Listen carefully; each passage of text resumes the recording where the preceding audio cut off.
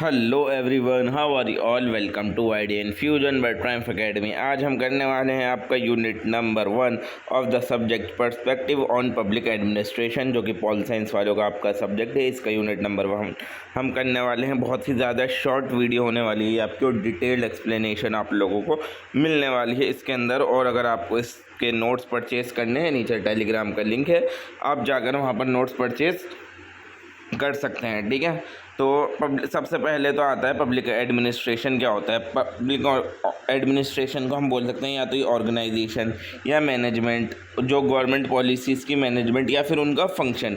ठीक है ना, इसके अंदर क्या क्या चीज़ आती हैं, इसके अंदर हमारी सारी चीज़ें इंक्लूड होंगी। जैसे किसी भी चीज़ के बारे में प्लान करना, उसको ऑर्गेनाइज करना, उसको डायरेक्ट करना, कोऑर्डिनेट करना और कंट्रोल करना। जितनी भी सरकारी क्रियाएँ हैं, जैसे यानी जो भी गवर्नमेंट एक्टिविटीज़ हैं, उनको किस तरीके से प्लान करना है, उनको ऑर्गेनाइज किस तरीके से करना है, डायरेक्टिंग उसकी किस तरीके से करनी, कोऑर्डिनेटिंग कैसा होगा, कंट्रोल कैसे होगा, जितनी भी सारी गवर्नमेंट एक्टिविटीज़ हैं उन सब चीज़ों को, इसी चीज़ों को हम क्या बोलते हैं, पब्लिक एडमिनिस्ट्रेशन। पब्लिक एडमिनिस्ट्रेशन जो टर्म है ये मॉडर्न टर्म है, बट इसकी जो रूट जो है इंडिया के अंदर बहुत एंशियंट टाइम से भी जुड़ी हुई है। ठीक है, पब्लिक एडमिनिस्ट्रेशन नया वर्ड आया, बट ये जो चीज़ है पहले पब्लिक एडमिनिस्ट्रेशन के नाम से नहीं जानी जाती थी, बट स्टिल इंडिया के अंदर एग्जिस्ट करती थी। ठीक है, इसके बारे में एक बहुत ही पुरानी किताब है, ठीक है ना, जिसका नाम है अर्थशास्त्र। और वो किसने लिखी थी, कौटिल्य ने लिखी थी, जिनको किस नाम से जाना जाता है, चाणक्य के नाम से भी जाना जाता है। और ये कब लिखी गई थी, 4th सेंचुरी BCE के अराउंड लिखी गई थी। और इसके अंदर पूरी गाइडलाइंस उन्होंने दी थी कि किस तरीके से एक राजा को अपनी स्टेट को चलाना चाहिए। ठीक है, तो सबसे पहले पढ़ेंगे ये कौटिल्य कौन थे और अर्थशास्त्र क्या है। ठीक है, कौटिल्य एक इंडिया के स्कॉलर थे या स्ट्रेटेजिस्ट और इकोनॉमिक्स थे। ठीक है ना, जो कि चंद्रगुप्त मौर्य जो राजा थे, जो मौर्यन एम्पायर के फाउंडर थे, उनके एक तरीके से एडवाइज़र थे, उनको सलाह देते थे। ठीक है, वो कौन देते थे, कौटिल्य देते थे। और अर्थशास्त्र जो थी वो उन्होंने एक बुक लिखी थी कौटिल्य ने, जो कि लिखी गई थी, ओरिजिनल लैंग्वेज उसकी क्या थी, संस्कृत। अर्थ का मीन होता है आपकी वेल्थ, ठीक है ना, या फिर मटेरियल वेल्थ मीन। ठीक है, अर्थ का मतलब हो गया वेल्थ, और शास्त्र का मीन हो गया साइंस, यानी कि वेल्थ और साइंस, ये दोनों को मिलाकर इन्होंने क्या बनाया, अर्थशास्त्र, ये जिसका मतलब क्या हुआ, साइंस ऑफ वेल्थ या फिर साइंस ऑफ स्टेट क्राफ्ट। ठीक है, ये सिर्फ इकोनॉमिक नहीं चीज़ थी अर्थशास्त्र जैसा। आप अर्थशास्त्र से आपको इकोनॉमी ही समझ में आता होगा, बट इसके अंदर सिर्फ इकोनॉमिक्स इंक्लूड नहीं थी, इसके साथ साथ क्या इंक्लूड था, पॉलिटिक्स इंक्लूड था, इसके अंदर एडमिनिस्ट्रेशन इंक्लूड था, लॉ इंक्लूड था, मिलिट्री की स्ट्रेटजी इंक्लूड थी, फॉरेन पॉलिसी, टैक्सेशन, जस्टिस, ये सारी चीज़ें इस बुक के अंदर इंक्लूड की गई थी। अब इसके अंदर अर्थशास्त्र के अंदर बेसिकली बताया क्या गया था, सबसे पहले the role of the king बताया गया कि राजा का रोल क्या होता है। तो जो किंग है उसको हेड ऑफ द स्टेट माना जाता है, यानी स्टेट का सबसे मुखिया माना जाता है। और उसी को क्या माना जाता है, सबसे बड़ा एडमिनिस्ट्रेटर, यानी सबसे इंपॉर्टेंट एडमिनिस्ट्रेटर। यही क्या करेगा, हमारे जो स्टेट है उसको कंट्रोल करेगा। वो जो है अपने जो उसके लोग हैं, जो उस वहाँ की जनता है, उन लोगों के भले के लिए कौन रिस्पॉन्सिबल है होगा, उनका किंग रिस्पॉन्सिबल होगा। तो कौटिल्य के अकॉर्डिंग जो है लोगों की जो हैप्पीनेस है वो किस पर डिपेंड है, उनके राजा पर डिपेंड है। ठीक है ना, जो उनका राजा होना चाहिए वो वेल एजुकेटेड होना चाहिए, यानी पढ़ा लिखा होना चाहिए, एथिकल होना चाहिए, यानी उसके अंदर तमीज़ हो, और हार्ड वर्किंग यानी मेहनती होना चाहिए। उससे लोग ये उम्मीद करेंगे कि वो लंबे लंबे घंटे काम करे और हमेशा अलर्ट रहे कि उसकी जनता को कुछ नुकसान ना पहुंचे, और कभी भी कुछ भी अर्जेंट प्रॉब्लम आए तो उस टाइम पर वो डिसीजन मेकिंग करे, यानी कि क्विक डिसीजन ले ले। ऐसा ना हो कि वो घबरा जाए और डिसीजन ना ले पाए। एक मजबूत राजा के अंदर क्विक डिसीजन की पावर होती है, यानी कि हार्ड टाइम्स के अंदर वो क्विक डिसीजन ले लेते हैं। ठीक है, और जो किंग ने खुद लॉज बनाए हैं, ठीक है, उसको वो खुद भी फॉलो करना है। ऐसा नहीं है जो उसने रूल्स बना दिए वो सिर्फ जनता ही फॉलो करे। ठीक है, जो उसने रूल्स बनाए उसको वो खुद भी फॉलो करे, और वो जो है एज अ डिक्टेटर काम ना करे। डिक्टेटर वो होते हैं जो मतलब अपनी मर्ज़ी का राज करते हैं, तो वो एक तरीके से डिक्टेटर के तौर पर राज ना करे। ठीक है, किस तरीके से राज करें, एक राजा की तरह। और राजा की खासियतें ये सब उन्होंने बताई थी। तो रोल ऑफ द किंग तो आ गया कि राजा का क्या रोल है। अब जो मंत्री परिषद है या फिर मिनिस्टर जो हैं उनका क्या रोल है, वो क्या है। ठीक है ना, तो जो किंग होता है, किंग को बहुत सारे लोग सपोर्ट करते हैं, और जो सपोर्ट करते हैं ना उनको वो लोग क्या कहलाए जाते हैं, मिनिस्टर्स होते हैं। मिनिस्टर्स को हम हिंदी में क्या बोलेंगे, मंत्री परिषद, यानी कि किंग को कौन सपोर्ट करता है, उसके मंत्री परिषद। अब जितने भी राजा को डिसीजन मेकिंग करनी होती है, फिर कोई सी भी पॉलिसी बनानी होती है, उसके अंदर कौन हेल्प हेल्प करेगा उस राजा की, वो उसके जो जितने भी मंत्री परिषद हैं वो लोग उसमें राजा की हेल्प करेंगे। और जो मिनिस्टर्स हैं वो किसके बेसिस पर लेते हैं, मेरिट के बेसिस पर। जैसा आपका एग्ज़ाम होता था पहले, आपका एडमिशन होता था ना मेरिट बेस्ड पर, जैसे कि 12th के मार्क्स कितने थे उस हिसाब से आपको दिल्ली यूनिवर्सिटी में एडमिशन मिल रहा है, ठीक है, वो होता है मेरिट बेस्ड। तो ऐसे ही मिनिस्टर जो सिलेक्ट किए जाते थे वो मेरिट बेस्ड होते थे, और लॉयल्टी देखी जाती थी उनकी, कितने लॉयल हैं राजा से, ऑनेस्टी की कितने ईमानदार हैं, और उनका एक्सपीरियंस कैसा है इस मिनिस्टर की पोस्ट के लिए, ये सब चीज़ें उनकी देखी जाती थी। और कौटिल्य ने कलेक्टिव डिसीजन मेकिंग और टीम वर्क पर ज़्यादा फोकस करते थे, यानी वो इंडिविजुअलिज्म पर फोकस नहीं करते थे। वो किस चीज़ पर फोकस करते थे कि सब लोग टीम वर्क में काम करें, मिलकर काम करें, तभी जाकर कुछ ना कुछ भला होगा। और उन्होंने एक वेल ऑर्गेनाइज्ड ब्यूरोक्रेसी के बारे में बात करी, ठीक है ना। इन्होंने क्या बोला, एक हायरार्किकल स्ट्रक्चर होना चाहिए एडमिनिस्ट्रेशन के अंदर, यानी सबसे ऊपर राजा, उसके नीचे कोई और, उसके नीचे कोई और, तो ऐसे ही हायरार्की होनी चाहिए इसके अंदर, ठीक है ना। इसने अलग अलग ऑफिशियल्स बनाए जिनका अलग अलग फंक्शंस था, उसके अंदर अलग अलग लोग थे। सबसे पहले था अमात्य। अमात्य कौन था, ये इसको जो जनरल एडमिनिस्ट्रेटर होते हैं या फिर सिविल सर्वेंट जितने भी होते हैं उनको नाम क्या दिया गया, अमात्य नाम दिया गया। दूसरा दिया गया समर्था। समर्था कौन थे, in charge of revenue collection and finance, यानी जो भी टैक्स कलेक्ट करते थे, टैक्स वगैरह कलेक्ट करते हैं ना जो लोग, उनको समर्थ का नाम दिया गया है। सनिंध का नाम किसको दिया गया है, जो भी ट्रेजरी और अकाउंटिंग के इंचार्ज थे, यानी कि जो जिनको आज के टाइम में अकाउंटेंट बोला जाता है। और दंडपाल किसको नाम दिया गया, जो पुलिस चीफ होते थे, जो लॉ एंड ऑर्डर का ध्यान रखते थे कि लॉ एंड ऑर्डर फॉलो किया जा रहा है, उनको क्या बोला जाता था, दंडपाल, ठीक है। और पुरोहित कौन होते थे, जो चीफ प्रीस्ट होते थे और जो एडवाइज़र होते थे, जो मोरल और रिलीजियस मैटर पर एडवाइस देते थे, ठीक है ना। जो बड़े बड़े साधु संत लोग होते थे उनको क्या बोला जाता था, पुरोहित बोला जाता था, ठीक है। जो जितने भी मोरल या फिर रिलीजियस मैटर होते थे उन पर एडवाइस जो देते थे। और ये जो जितने भी लोग थे, अमात्य हो, समर्थ हो, सनिंद हो, दंडपाल हो, पुरोहित हो, इन सब लोगों को कैसे सिलेक्ट किया जाता था, उनकी स्किल्स देखकर, उनकी ट्रेनिंग देखकर और उनकी लॉयल्टी देखकर उनको सिलेक्ट किया जाता था राजा के लिए। और जो इन लोगों की ट्रेनिंग थी वो बहुत ज़्यादा, कौटिल्य ने उस चीज़ पर फोकस करा कि इन लोगों की ट्रेनिंग बहुत ज़्यादा ज़रूरी है, तभी एफिशिएंट गवर्नेंस होगा, यानी कि चीज़ें अच्छी तरीके से चलेंगी, वरना नहीं, ठीक है। और लॉ ऑर्डर एंड जस्टिस के बारे में बात की गई इस बुक के अंदर, यानी जिसको हम दंड नीति के नाम से भी जानते हैं। कौटिल्य क्या बिलीव करते थे कि जो भी लोग हैं उनको पर स्ट्रिक्ट लॉ इन्फोर्समेंट होनी चाहिए, यानी कि जो कानून है उन लोगों पर सख्त होना चाहिए, तभी जाके वो पीस से रहेंगे, यानी शांति से रहेंगे और डिसिप्लिन से रहेंगे, ठीक है। और जो राजा है वही जिम्मेदार है लोगों को जस्टिस दिलाने के लिए और सारे डिसीजन फेयरली और क्विकली लेने के लिए, ठीक है ना। कौन जिम्मेदार है, राजा जिम्मेदार है। और पनिशमेंट देनी चाहिए, इनके हिसाब से पनिशमेंट देनी चाहिए, अगर किसी ने क्राइम करा है तो पनिशमेंट देनी चाहिए, ताकि लोग जो हैं अब आगे जाकर वो पनिशमेंट देखकर क्राइम ना करें, और कम से कम कानून से डर कर कि हमें सज़ा मिलेगी इस वजह से वो लोग क्राइम ना करें, तो इनके हिसाब से पनिशमेंट देनी चाहिए। और जो लॉ है वो सबके ऊपर अप्लाई होना चाहिए, ऐसा नहीं कि किसी खास कास्ट पर अप्लाई हो रहा है, खास रिलीजन पर अप्लाई हो रहा है, या फिर खास किसी जेंडर पर अप्लाई हो रहा है, वो हर लोगों पर सेम लॉ अप्लाई होना चाहिए, भले से वो गवर्नमेंट ऑफिशियल्स क्यों ना हो, यानी कि भले से वो मंत्री हो, राजा हो, कोई भी हो, सब लोगों के ऊपर सेम लॉ होना चाहिए, ठीक है। और इकोनॉमिक एडमिनिस्ट्रेशन के बारे में बात की गई। एक स्ट्रॉन्ग इकोनॉमिक जो है किसी भी स्टेट की, किसी भी पावरफुल स्टेट की फाउंडेशन माना जाता है। अगर किसी देश की इकोनॉमी अच्छी है तो उस देश को क्या माना जाएगा कि ये पावरफुल देश है, ठीक है ना। जैसे हमारी इंडिया की इकोनॉमी अगर अच्छी है तो हम क्या बोलेंगे, इंडिया एक पावरफुल देश है। अमेरिका की अच्छी है तो अमेरिका को बोलेंगे, ठीक है। तो अर्थशास्त्र के अंदर गाइडलाइन दी गई थी सब चीज़ों के बारे में। टैक्सेशन के बारे में भी गाइडलाइन दी थी कि किस तरीके से टैक्स जो कलेक्ट करे सरकार वो फेयरली कलेक्ट करे, और कब जब नेसेसरी हो, जब ज़रूरत हो तभी करे, एक्स्ट्रा टैक्स कलेक्ट ना करे। एग्रीकल्चर के बारे में बोला गया था कि फार्मर्स को जो एक तरीके से प्रोटेक्शन दी गई थी, इस बुक के अंदर लॉ दिए गए थे और सपोर्ट किया गया था। ट्रेड और कॉमर्स के बारे में भी कि किस तरीके से ट्रेड करना है, किस तरीके से बिजनेस करना है, और किस तरीके से ब्लैक मार्केटिंग को ख़त्म करना है, ठीक है, कि ब्लैक मार्केटिंग ना हो। माइंस और फॉरेस्ट के बारे में भी बात की गई थी कि जो स्टेट है उसको किस तरीके से नेचुरल रिसोर्सेज जो हैं उनको क्या कंट्रोल करना है और किस तरीके से उनका इस्तेमाल होना चाहिए, वाइजली उनका यूज़ होना चाहिए। पब्लिक वेलफेयर एंड एथिक्स की बात आती है नेक्स्ट, कि ये स्टेट की ड्यूटी है कि वो लोगों का ख्याल रखे, ठीक है ना। किसकी ड्यूटी है, स्टेट की, यानी कि जो भी राजा महाराजा नेता है उसकी ड्यूटी है कि वो अपने लोगों का ख्याल रखे, भले से, और स्पेशली किस टाइम पर जब डिज़ास्टर आ जाए। डिज़ास्टर यानी कि बाढ़ आ गई, भूखमरी हो गई, फैमिन हो गया, ड्राफ्ट हो गया, ठीक है ना। तो इस टाइम पर ये किसकी ड्यूटी होती है, स्टेट की ड्यूटी होती है कि वो अपने लोगों का ख्याल रखें, ठीक है ना। और इस टाइम पर स्पेशल अटेंशन किसको मिलनी चाहिए, ज़्यादातर वीमेंस और चिल्ड्रन को, और जो पुअर हैं और या फिर बूढ़े लोग हैं उन लोगों को, और जो फार्मर और वर्कर्स हैं उन लोगों पर ज़्यादा फोकस करना चाहिए ऐसे टाइम के ऊपर।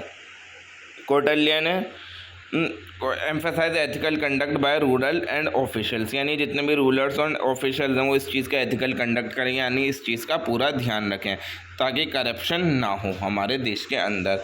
एस्पियोनेज एंड इंटरनल सिक्योरिटी के बारे में बात की गई। कौटिल्य ये बिलीव करते थे कि हमारे देश के अंदर प्रॉपर्ली एक स्पाई सिस्टम होना चाहिए, यानी स्पाइस जो है एक्चुअली होना चाहिए। स्पाइस जो है हमें किस चीज़ में मदद करते हैं, ये पता लगाने में कि कौन लोग हमारे अंदर डिसलॉयल हैं, यानी कौन लोग गद्दार हैं, कौन लोग हमारे ही खिलाफ कॉन्स्पिरेसीज बना रहे हैं, कौन हमारे ऑफिशियल जो हैं उन लोगों को मॉनिटर करने के लिए, यानी कि कोई जो बड़ी पोस्ट पर है वो इंसान कुछ गलत काम तो नहीं कर रहा, ठीक है ना। इस चीज़ पर नज़र रखने के लिए स्पाइस होने चाहिए। सीक्रेट इंटेलिजेंस होना चाहिए, भले से वो इंटरनल सिक्योरिटी के लिए हो या एक्सटर्नल सिक्योरिटी के लिए हो, देश के अंदर हो देश के बाहर हो, बट ये चीज़ होनी चाहिए कि ठीक है, ताकि जो है कि किंग को वो पता रहे कि मतलब अलर्ट रहे कि कौन लोग किन लोगों से खतरा है और किन लोगों से खतरा नहीं है। अब ये जो सब चीज़ें बताई गई, अब इसका अर्थशास्त्र बुक के अंदर ये जो सब चीज़ें बताई गई हैं इसका आज के टाइम के अंदर यूज़ क्या है, ठीक है। बहुत सारे यूज़ इसके अंदर ये हैं कि ये जो मेरिट बेस्ड रिक्रूटमेंट है, ठीक है, ये आज भी मॉडर्न सिविल सर्विसेज के अंदर यूज़ किया जाता है, ठीक है ना। जैसे IAS IPS के एग्ज़ाम हो गए, ठीक है ना, UPSC वगैरह, उसके अंदर कैसा सिलेक्शन होता है आपका, मेरिट बेस्ड होता है, ठीक है। वो चीज़ बेसिस क्या है उसका, ये है। और एथिक्स एंड पब्लिक वेलफेयर, यानी पब्लिक और वेलफेयर के बारे में इन्होंने बात की थी, जो कि आज की गवर्नमेंट इस चीज़ पर ज़्यादा फोकस करती है कि लोगों का सबसे ज़्यादा भला। और इंटेलिजेंस सिस्टम के बारे में बात की कि किस तरीके से प्रॉपर रिकॉर्डिंग होनी चाहिए, और जो ऑफिसर्स हैं उनकी प्रॉपर ट्रेनिंग होनी चाहिए एडमिनिस्ट्रेशन में भी, वो भी आज के टाइम में बहुत इंपॉर्टेंट चीज़ माना गया है। जस्टिस, लॉ और ऑर्डर के बारे में तो हमेशा जस्टिस, लॉ और ऑर्डर की बातें तो शुरू से लेकर आज तक रेलिवेंट ही रही हैं, ठीक है ना। ऐसा नहीं है कि पहले ऐसी थी अब ऐसी हो गई। अब theoretical journey of modern public administration, यानी जो मॉडर्न पब्लिक एडमिनिस्ट्रेशन है वो किस तरीके से फेस में आई, ठीक है। तो सबसे पहले classical theories of public administration आती हैं जो कि लेट 19th सेंचुरी और अर्लीट 20th सेंचुरी की थी। अब ये किस चीज़ पर फोकस करती थी, स्ट्रक्चर पर, एफिशिएंसी पर, फॉर्मल ऑर्गेनाइजेशन पर और रूल्स पर स्टार्ट के अंदर फोकस किया जाता था। जैसे साइंटिफिक मैनेजमेंट थ्योरी दी थी फ्रेडरिक टेलर ने, ठीक है ना। इन्होंने क्या बोला था कि जब भी हम काम करें उसके अंदर साइंटिफिक मेथड अप्लाई करें ताकि जो एडमिनिस्ट्रेशन है उसकी एफिशिएंसी अच्छी हो, वो अच्छी तरीके से काम करे। और टाइम एंड मोशन स्टडीज़ इन्होंने निकालेगी और किस तरीके से काम को बांटना है और प्रोसीजर क्या क्या होने चाहिए काम को करने के लिए। इनका मेन गोल ये था कि जब भी कुछ काम हो रहा है कंपनी में कहीं पर भी तो उसकी प्रोडक्टिविटी कैसे बढ़ जाए और वेस्ट कम से कम कैसे हो, ठीक है ना। तो इस चीज़ के बारे में बात करी थी हमारे साइंटिफिक मैनेजमेंट थ्योरी ने, जो कि दी गई थी फ्रेडरिक टेलर द्वारा। एडमिनिस्ट्रेटिव मैनेजमेंट थ्योरी दी गई थी हेनरी फ्योल। इन्होंने 14 प्रिंसिपल ऑफ मैनेजमेंट बताए थे, जैसे कि यूनिटी ऑफ कमांड, यानी कि बॉस एक ही होनी चाहिए। डिसिप्लिन के बारे में, किस तरीके से डिसिप्लिन होना चाहिए और ऑर्डर होना चाहिए हमारी मैनेजमेंट के अंदर, ये किसने दिए थे, जैसे 14 प्रिंसिपल दिए थे हेनरी फ्योल ने। इन्होंने बेसिकली इस चीज़ पर फोकस करा था कि किस तरीके से मैनेजर को अपने काम को ऑर्गेनाइज करना है और किस तरीके से काम को अपने मैनेज करना है मैनेजर द्वारा। ब्यूरोक्रेटिक थियरी दी गई थी मैक्स वीबर द्वारा, ठीक है। आइडियल ब्यूरोक्रेसी की इन्होंने के बारे में इन्हें बात की थी। इन्होंने बोला थी हियरार्किकल स्ट्रक्चर होना चाहिए। हियरार्की मैंने बता दी कि सबसे ऊपर एक इंसान, उसके नीचे एक, उसके नीचे एक, और सब जगह रूल्स एंड रेगुलेशंस होने चाहिए फॉलो करने के लिए। लेबर का डिवीज़न होना चाहिए, लोग बटे हुए होने चाहिए हर काम के अंदर, और मेरिट बेस्ड सिलेक्शन होना चाहिए, ऐसे किसी को ही काम पर नहीं लगाने देना, ठीक है। और तो ये जो है लार्ज ऑर्गेनाइजेशंस के लिए, जो बड़ी बड़ी उस टाइम पर कंपनीज थी, उन लोगों के लिए ये जो चीज़ें हैं बहुत ज़्यादा एफिशिएंट रही थी, जो कि इन्होंने बताई थी। किसने, मैक्स वीबर ने जो बताई थी ब्यूरोक्रेटिक थ्योरी के अंदर, वो ज़्यादा चीज़ें बहुत सारी लार्ज ऑर्गेनाइजेशन के लिए बहुत ज़्यादा यूज़फुल रही थी। अब इसका क्रिटिज़म क्या था, क्रिटिसिज्म ये था कि इसने जो है ह्यूमन इमोशंस को इग्नोर कर दिया था, मोटिवेशन को इग्नोर कर दिया था और सोशल नीड ऑफ वर्कर्स को इग्नोर कर दिया था। यानी ये सिर्फ ऑर्गेनाइजेशन के बारे में सोच रही थी, उसके भले के बारे में सोच रही थी, लोगों के भले के बारे में नहीं सोच रही थी, ठीक है ना।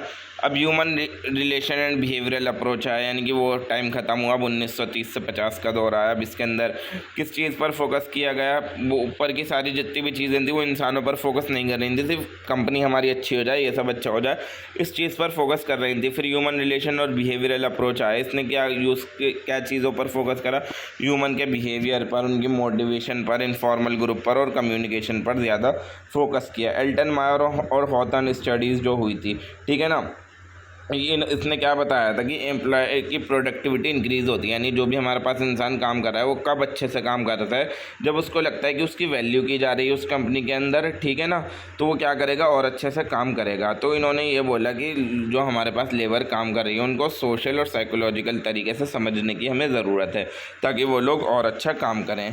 बिहेवियरल साइंस अप्रोच दिया गया था, जैसे स्कॉलर थे हेर्बर्ट सीमन, इन्होंने डिसीजन मेकिंग बिहेवियर पर फोकस करा था, ठीक है ना। इन्होंने शिफ्ट कर दिया था स्ट्रक्चर की, मतलब how individual behave and make decision in organisation, यानी किस तरीके से एक इंडिविजुअल को अपनी ऑर्गेनाइजेशन के अंदर बिहेव करना है, किस तरीके से उसको डिसीजन लेना है, इस चीज़ पर इन्होंने फोकस करा था। इन्होंने बाउंडेड रैशनैलिटी का जो कॉन्सेप्ट है वो किसने निकाला था, हमारा इन्होंने ही निकाला था, हेर्बर्ट सीमन जो थे इन्होंने ही बाउंडेड रैशनैलिटी का कॉन्सेप्ट निकाला था, यानी कि people make limited rational decision, यानी लोग जो है रैशनल डिसीजन लेते हैं, जो लिमिटेड जहाँ तक उनकी सोच है उस हिसाब से बाउंडेड रैशनैलिटी के डिसीजन लेते हैं वो, ठीक है ना। ये बिहेवियरल साइंस अप्रोच की बात की गई थी हेर्बर्ट सीमन के द्वारा, ठीक है। इसका इम्पैक्ट क्या हुआ है, इसने ह्यूमनाइज कर दिया पब्लिक एडमिनिस्ट्रेशन को, यानी कि अब सिर्फ ऑर्गेनाइजेशन पर नहीं फोकस कर रहे थे, ये किस चीज़ पर और फोकस कर रहे थे, साथ साथ जो एम्प्लॉयज़ हैं उनके इमोशन पर, उनकी रिलेशनशिप्स पर और उनके टीम वर्क पर भी फोकस कर रही थी। अब 1950 तक का दौर चला गया, फिर उसके बाद आया 1950 से लेकर 1960 तक का दौर। अब ये डिसीजन मेकिंग पर और डिसीजन मेकिंग अप्रोच पर फोकस हुआ कि किस तरीके से ऑर्गेनाइजेशन है, किस तरीके से जो कंपनी है उसके अंदर डिसीजन लेने जाने चाहिए। तो हेर्बर्ट सीमन ने ही ये निकाले थी सबसे पहले, तो जो हम ऊपर चीज़ें पढ़कर आ चुके हैं कि किस तरीके से उनको डिसीजन लेना है जो भी उसके अंदर काम कर रहे हैं। इन्होंने फुल्ली रैशनल डिसीजन के आइडिया को रिजेक्ट करा।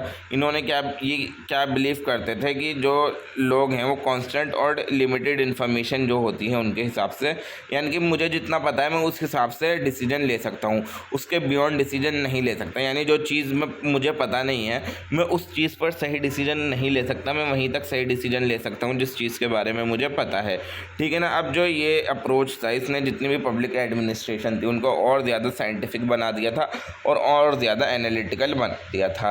अब डेवलपमेंटल एडमिनिस्ट्रेशन का दौर आया जो कि 1960 से 1970 तक चला, ठीक है ना। इसने administration in developing countries after world war 2, यानी कि इसका फोकस किस पर था, जो वर्ल्ड वॉर हो चुकी थी, सेकंड वर्ल्ड वॉर जब हो चुकी थी तो किस तरीके से जो कंट्री डेवलप कर रही थी तो उसके अंदर एडमिनिस्ट्रेशन किस तरीके से अच्छी होनी चाहिए, तो इस दौर के अंदर उसी चीज़ पर फोकस किया गया था, ठीक है। ये जो थे इसके अंदर स्कॉलर्स का बहुत बड़ा हाथ था, जैसे एडवर्ड वेडनर जो थे उनका बहुत इस चीज़ को प्रमोट करा।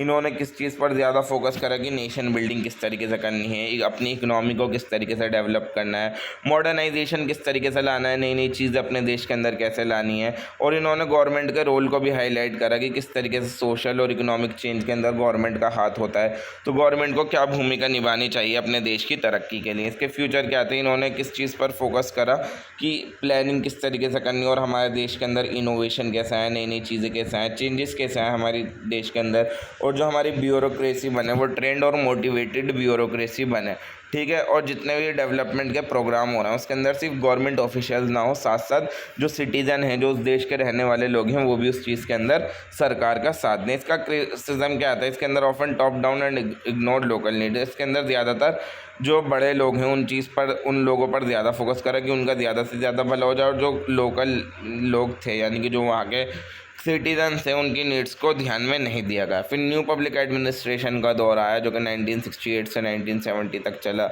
इसने सोशल इक्विटी के बारे में बात करी कि समाज के अंदर सब लोगों को बराबर होना है, और रिस्पॉन्सिवनेस और सिटीज़न की पार्टिसिपेशन की, सिटीज़न को भी पार्टिसिपेट करना चाहिए हर डिसीजन के अंदर। इस चीज़ पर फोकस करा हमारा 1968 से लेकर 1970s वाले दौर ने, ठीक है, न्यू पब्लिक एडमिनिस्ट्रेशन का टाइम जिसे कहा जाता है।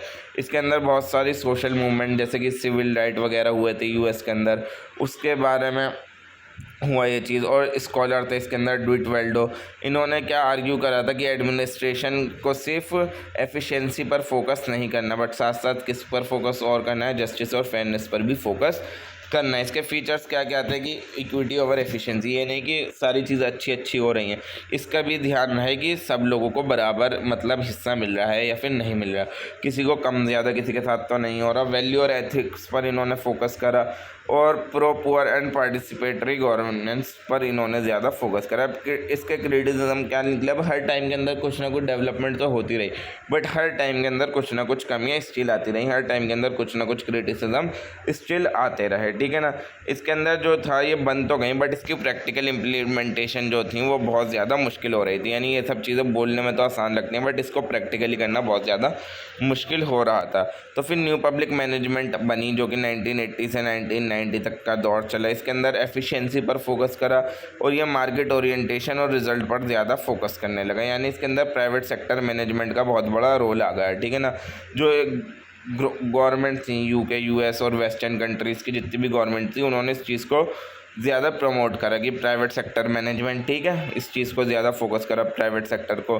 कि जैसा कि इन्होंने क्या बोला, ये क्या सोचता था ये वाला टाइम कि गवर्नमेंट जो है वो एक तरीके से बिज़नेस है और गवर्नमेंट को बिज़नेस की तरह कैसे चलाना चाहिए। इन्होंने इसके फ्यूचर क्या थे, इन्होंने ब्यूरोक्रेसी को डाउन साइज कर दिया और कॉन्ट्रैक्टिंग आउट कर रहे थे ये सर्विसेज की, यानी कि जो भी सारी चीज़ें थी ज़्यादातर प्राइवेटाइज कर रहे थे, ठीक है, ताकि ज़्यादा से ज़्यादा पैसा कमा सकें।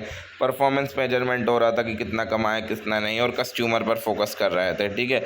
अब इसके अंदर अपना पैसा कमाने में वो लोग बिजी हो गए थे, तो क्रिटिसिज्म क्या निकला, अकाउंटेबिलिटी को इग्नोर कर दिया कि किसी को जवाब भी देना है, इतना जो पैसा कमा रहा है अब इसका हिसाब भी तो देना है, इस चीज़ को इग्नोर कर दिया। और सोशल जस्टिस, यानी हर किसी को जस्टिस मिले इस चीज़ पर कोई ध्यान ही नहीं दे रहा था, हर कोई पैसा कमाने में उस टाइम पर लगा हुआ था।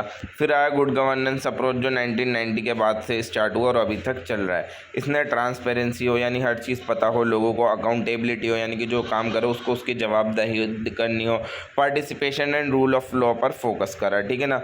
इन्होंने क्या चीज़ें प्रमोट करी, इंटरनेशनल इंस्टीट्यूशन जैसे वर्ल्ड बैंक और UN थे, ये सब चीज़ें बनाई गई और एथिकल गवर्नेंस को एम्फेसाइज किया गया कि पब्लिक पार्टिसिपेट करे और रिस्पॉन्सिव एडमिनिस्ट्रेशन बने, ठीक है। पिलर ऑफ गुड गवर्नेंस, यानी गुड गवर्नेंस के पिलर क्या क्या हैं कि एक देश अच्छे तरीके से गवर्न कब किया जा सकता है, जब उसके अंदर रूल ऑफ लॉ अच्छे हो, ट्रांसपेरेंसी हो, सरकार मतलब सारी चीज़ें बताती हो, सरकार अकाउंटेबल हो, रिस्पॉन्सिव हो सरकार, और पब्लिक जो है पार्टिसिपेट कर रही हो, और जो काम हो रहा हो वहाँ एफिशिएंट और इफेक्टिव वे में हो रहा हो। तो यही हमारे क्या है पिलर ऑफ गुड गवर्नेंस है।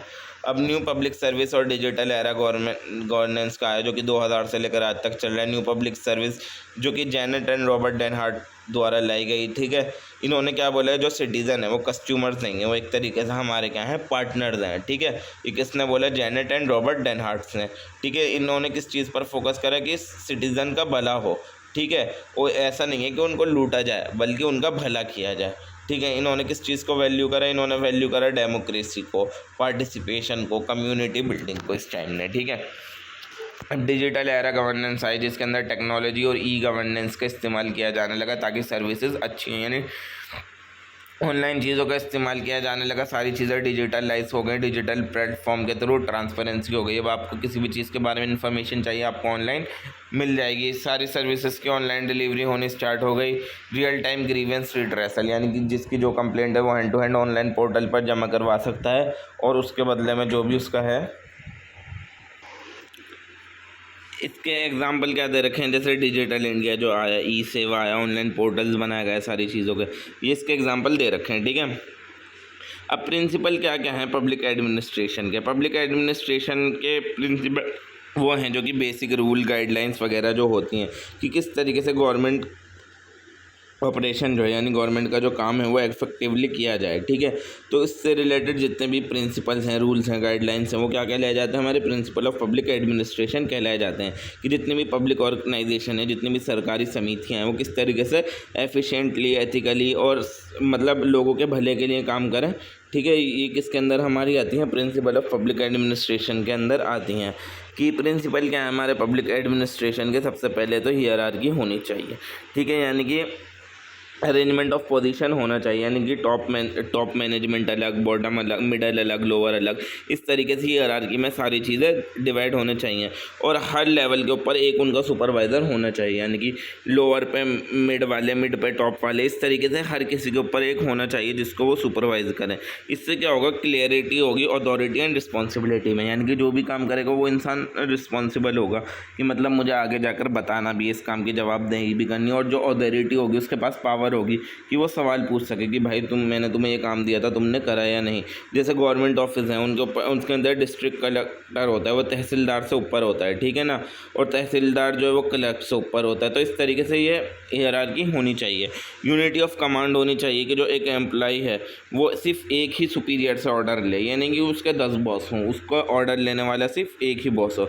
इससे क्या होगा, कन्फ्यूजन कम होगा। अब एक इंसान है, उसके ऊपर 2 बॉस हैं, 2 अलग अलग ऑर्डर देना है, तो वो किस काम को करेगा। इससे कॉन्फ्लिक्ट भी कम होगा, ओवरलैपिंग ऑफ इंस्ट्रक्शन भी कम होगा। इससे कम्युनिकेशन क्लियर होगी और रिस्पॉन्सिबल होगी, यानी कि जो एक इंसान बात बताएगा वो समझ में आ जाएगी, वो चीज़ हम कर देंगे। और डिवीजन ऑफ वर्क होना चाहिए कि काम को डिवाइड कर दो, जैसे जिसकी स्किल है, जैसी जिसकी स्पेशलाइजेशन है, और जो जिसका डिपार्टमेंट है उस हिसाब से काम को बांटो और लोगों को वही काम दे दो जिसमें वो अच्छे हैं। इससे क्या होगी, उनकी एफिशिएंसी अच्छी होगी और टाइम बचेगा और परफॉर्मेंस बेटर हो जाएगी।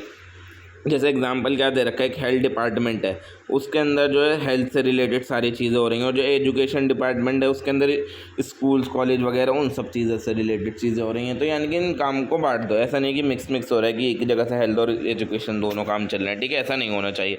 अथॉरिटी एंड रिस्पॉन्सिबिलिटी होनी चाहिए। अथॉरिटी का मतलब एक इंसान होना चाहिए जिसके पास राइट होगी वो ऑर्डर दे सके, और रिस्पॉन्सिबिलिटी होनी चाहिए, यानी कि एक इंसान जो ऑर्डर ले रहा है उसकी ये चीज़ होगी, उसको जवाबदेही नहीं करनी है, यानी कि उसकी ड्यूटी होनी चाहिए कि जो उसको काम मिला है उसको कंप्लीट करे, यानी ये दोनों चीज़ें होनी चाहिए, हैंड इन हैंड चलनी चाहिए, साथ साथ चलनी चाहिए। अगर कहीं पर रिस्पॉन्सिबिलिटी है बट अथॉरिटी नहीं है तब भी वो प्रॉपरली फंक्शन नहीं करेगी, ठीक है ना।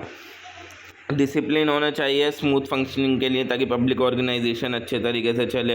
Includes obedience, respect of rules, यानी कि ओबीडियंस होने चाहिए, जो लोग काम कर रहे हैं रूल्स को रिस्पेक्ट करते हों, पंक्चुअल हों और अपने काम से लेकर कमिटेड हों, ठीक ढंग से काम करते हों, डिसिप्लिन होना चाहिए। अगर डिसिप्लिन नहीं होगा तो जो जितनी भी हमारी एडमिनिस्ट्रेशन है वो बहुत ज़्यादा वीक हो जाएंगी और बहुत ज़्यादा डिसऑर्गेनाइज हो जाएंगी। Subordination of individual interest to general interest आपका होना चाहिए, यानी कि जो भी हमारा पब्लिक और नेशन का इंटरेस्ट है वो ज़्यादा इंपॉर्टेंट होना चाहिए पर्सनल इंटरेस्ट है, ठीक है ना। किसी भी इंसान का भी मतलब इंडिविजुअल फोकस नहीं होना चाहिए, सबका ध्यान रखना है, किसी भी एक का ध्यान नहीं रखना है। ऐसा नहीं होना चाहिए सिर्फ एक का भला हो रहा है बाकी सबका ध्यान नहीं रखा जा रहा। तो पब्लिक सर्वेंट को इस चीज़ का ध्यान रखना चाहिए कि वो जो लोग हैं, जितने भी सिटीज़न हैं, उनके क्या नाम है, उनके इंटरेस्ट में एक्ट करें, ठीक है, अपने पर्सनल गेन के लिए एक्ट ना करें। रेमनरेशन होने चाहिए, यानी कि फेयर एंड अप्रोप्रिएट सैलरी और कंपनसेशन मिलनी चाहिए। जो भी लोग काम कर रहे हैं, जो भी हमारे पब्लिक ऑफिशियल्स हैं, उनको ठीक ढंग की सैलरी और पैसा मिलना चाहिए, ताकि वो एम्प्लॉय जो हैं वो मोटिवेट रहें, करप्शन ना हो और एफिशिएंसी अच्छी हो। अगर उनको पैसे ही ठीक नहीं मिलते होंगे तो करप्शन होने लगेगा, वो क्या करने लगेंगे, इधर उधर से ब्राइब खाने लगेंगे। सेंट्रलाइजेशन और डिसेंट्रलाइजेशन होना चाहिए। सेंट्रलाइजेशन का मतलब होता है concentration of authority at the top, यानी कि एक टॉप है, एक टॉप पर एक आदमी है, उसके पास बहुत बड़ी पावर है, वो सबको ही कंट्रोल कर रहा है, तो ये होगा सेंट्रलाइजेशन। और डिसेंट्रलाइजेशन क्या होगा कि जो अथॉरिटी है वो सब में बटी हुई है, यानी कि एक इंसान है, उसके नीचे 2 और हैं, उसके नीचे 2 और हैं, इस तरीके से डिसेंट्रलाइज हुई हुई है, पावर जो है बटी हुई है। तो इसके अंदर जो है एडमिनिस्ट्रेशन के अंदर दोनों चीज़ें होनी चाहिए, सेंट्रलाइजेशन तो होनी ही चाहिए, साथ साथ उसके डिसेंट्रलाइजेशन भी होनी चाहिए। अगर सेंट्रलाइजेशन है सिर्फ तब भी फ़ायदा नहीं होगा, अगर सिर्फ डिसेंट्रलाइजेशन है तब भी फ़ायदा नहीं। स्केलर चेन होनी चाहिए, यानी कि line of communication from the top to bottom in organisation, यानी कि एक टॉप से लेकर बॉटम तक स्केलर चेन होनी चाहिए, यानी कि एक पहले टॉप वाला मिडल वाले को ऑर्डर देगा और मिडल वाले लोअर वाले को ऑर्डर देगा, इस तरीके से एक चेन होनी चाहिए, ताकि जो इन्फॉर्मेशन है और जो ऑर्डर है वो स्मूथली और सिस्टमेटिकली चले, ठीक है। ऐसा ना हो कि मतलब पहले ये आकर इसको बोल रहा है, ये फिर डायरेक्ट उसको बोल रहा है, मिडल वाला पता नहीं कहाँ गया, ऐसा नहीं होना चाहिए। ऑर्डर होना चाहिए कि सारी चीज़ें राइट प्लेस पर हों, राइट टाइम पर हों, जहाँ पर जिस चीज़ को होना चाहिए वहीं पर वो सही टाइम पर और सही जगह पर होनी चाहिए। इसके अंदर मटेरियल ऑर्डर और सोशल ऑर्डर दोनों चीज़ आती हैं। मटेरियल ऑर्डर क्या आ गया कि सारी चीज़ों का रिसोर्सेज और मटेरियल जितने भी हैं वो प्रॉपरली अरेंज हों, और सोशल ऑर्डर का मतलब यानी कि जो लोग हैं और जो उनके रोल्स हैं उस हिसाब से उनको उनकी प्लेसमेंट मिलनी चाहिए।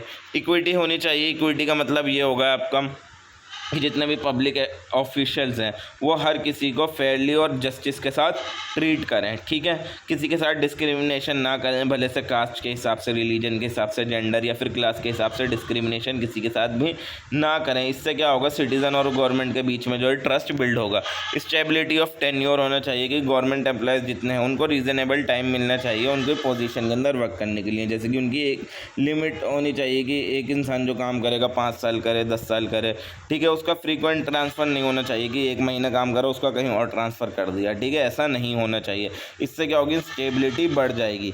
इनिशिएटिव होना चाहिए, और जो पब्लिक सर्वेंट हैं, ठीक है, उनको खुद क्रिएटिविटी दिखानी चाहिए, अपनी इनोवेशन दिखानी चाहिए और रिस्पॉन्सिबिलिटी लेनी चाहिए, ताकि डिसीजन मेकिंग अच्छी और प्रॉब्लम सॉल्विंग हो। एस्पिरिट डी कॉप्स यानी टीम स्पिरिट होनी चाहिए, यानी कि यूनिटी, हारमनी और कोऑपरेशन होना चाहिए स्टाफ के बीच में, ठीक है, ताकि पॉजिटिव वर्क कल्चर बने, यानी टीम में सब मिलकर काम करें, ठीक है। अब मॉडर्न प्रिंसिपल क्या है, ठीक है ना, जो नेशनल बॉडीज़ हैं जैसे यूएन, वर्ल्ड बैंक, इन्होंने मॉडर्न प्रिंसिपल क्या दे रखे हैं। इन्होंने मॉडर्न प्रिंसिपल के बारे में किस किस चीज़ के बारे में बात करी है, अकाउंटेबिलिटी के बारे में, कि गवर्नमेंट है जो भी वो काम करती है वो उसके बारे में मतलब अकाउंटेबल है, उसको जवाब देना चाहिए। जो भी मतलब लोग हैं उसके मतलब जो भी उसकी जनता है उनको वो अकाउंटेबल हो, जो भी वो काम कर रही है ट्रांसपेरेंट हो, जो भी वो काम कर रही है ओपनली करे और विजिबली करे, यानी कि सब लोग उसको देख सकें, इस तरीके से करें। पार्टिसिपेशन होना चाहिए, जितने भी डिसीजन मेकिंग प्रोसेस है उससे पब्लिक पार्टिसिपेशन भी होगी, लोग भी उसके अंदर अपना वो दें कि क्या नाम है, क्या चीज़ कैसे होनी चाहिए।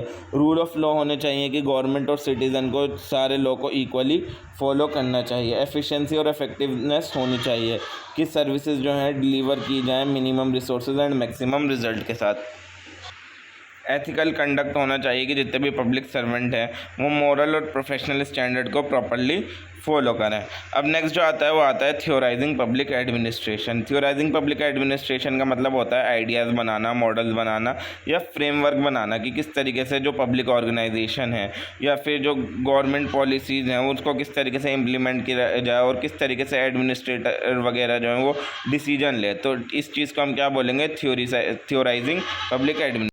अब ये किस चीज़ के अंदर हेल्प करती हैं, ये हमारी हेल्प करती हैं गवर्नमेंट के रोल को समझने में, एडमिनिस्ट्रेटिव प्रैक्टिसेस को इम्प्रूव करने में, और जितने भी पब्लिक प्रॉब्लम है एफिशिएंटली उनको सॉल्व करने के लिए, ठीक है। और किस तरीके से गवर्नेंस के अंदर रिसर्च होने चाहिए और रिफॉर्म्स होने चाहिए, उस चीज़ के लिए हमें ये हेल्प करती है। अब थ्योरीज़ की ज़रूरत क्यों होती है पब्लिक एडमिनिस्ट्रेशन के अंदर, तो जो जितनी भी कॉम्प्लेक्स रियलिटीज़ हैं गवर्नमेंट वर्क की वो चीज़ सिंप्लीफाई हो जाए, वो चीज़ आसान हो जाए, इस वजह से इसकी ज़रूरत पड़ती है। और जो भी एडमिनिस्ट्रेटर हैं, जो भी एडमिनिस्ट्रेट करते हैं जो लोग, उनको रूल्स मिल जाएँ, प्रिंसिपल्स मिल जाएँ, गाइडलाइंस मिल जाएँ, इस वजह से थ्योरीज़ की ज़रूरत होती है।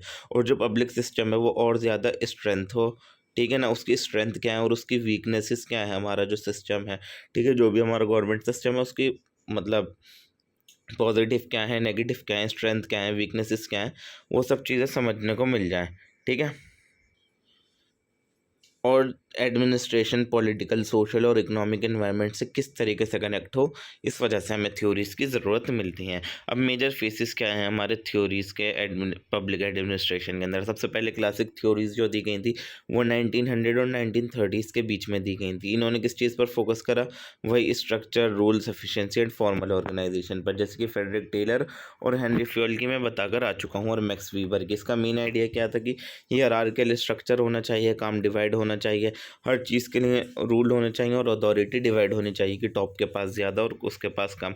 और फिर वही सेम चीज़ की ह्यूमन बिहेवियर को इग्नोर किया गया, सोशल नीड्स को इग्नोर किया गया, और फिर आई ह्यूमन रिलेशन बिहेवियरल थ्योरी जो कि 1930 से 50 तक आई। ये वही सारी चीज़ें हैं जो मैं ऊपर आपको समझाकर आ चुका हूँ, वही चीज़ें यहाँ पर रिपीट हुई हैं, ठीक है। यहाँ तक चल रहा है आपका, ये सब मैंने आपको समझा दिया है ऊपर ही, ठीक है। डिजिटल एरा, ये जो हमने लास्ट के अंदर समझा, ये बस वही चीज़ है। तो बस होता है आज की हमारी वीडियो ख़त्म। वीडियो पसंद आई हो तो वीडियो को लाइक करें, चैनल को सब्सक्राइब करें। मैं मिलता हूँ आपके यूनिट नंबर 2 के साथ बस कुछ ही देर में। Thank you so much for